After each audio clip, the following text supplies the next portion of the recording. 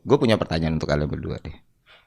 Kalau misalnya orang yang paling baik ke lu adalah orang yang paling jahat di dunia, dan lu punya kesempatan untuk menghabisi orang tersebut, dan ketika orang itu mati itu akan memberikan banyak manfaat untuk orang lain, tapi ketika orang itu hidup dia adalah satu-satunya manusia yang peduli sama lu, apa yang akan lu lakuin?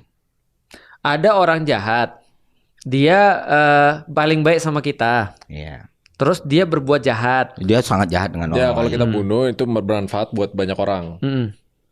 Kalau gua, tapi di satu sisi kalau dia mati, kita benar-benar jadi sampah di dunia ini karena nggak ada orang yang menghargai kita kayak dia.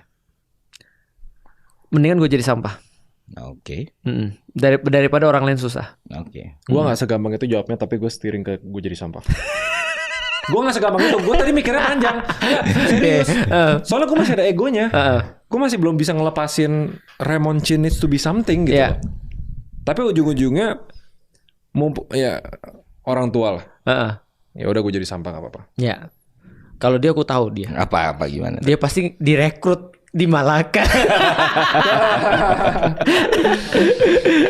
Enggak, kalau ketawa dia sampai kupingnya tuh. Aku itu tuh mau dicari di Google manapun atau ChatGPT, itu origin pertanyaan yang aku buat sendiri tuh. Nggak akan bisa ketemu di manapun. Itu ada ini nggak sih, apa namanya, kayak pilihan dilema yang apa namanya, aku lupa, yang itu loh, yang kalau bukan Paradox kita yang of megang choice. tombolnya, kita kayak less guilty gitu ya. Paradox of choice nggak sih? Paradox of choice ya. Tapi itu kan beda dari paradoks. Iya sih. Kan? Ini paradoksnya soalnya antara Karena jawabannya jelas. Itu jawabannya jelas. Iya, Tinggal kita tapi milih. masalahnya konflik pribadi kita kan. Iya. Ya, How internal we conflict. see the world sebenarnya. Tapi What's kayaknya aku your udah pernah answer? menjalani itu deh. Hah? What's your answer? Kalau Luffy dia pasti milih yang pertama. Kalau siapa? Luffy nggak pernah peduli dengan orang. Dia peduli Itu dengan benar, dia temannya. peduli dengan teman. Iya. Benar. Dia akan Betul, selamatin. nakama. That's it. Tapi kan dia dakwai dulu tuh. Enggak lah, yang dakwah Naruto tadi.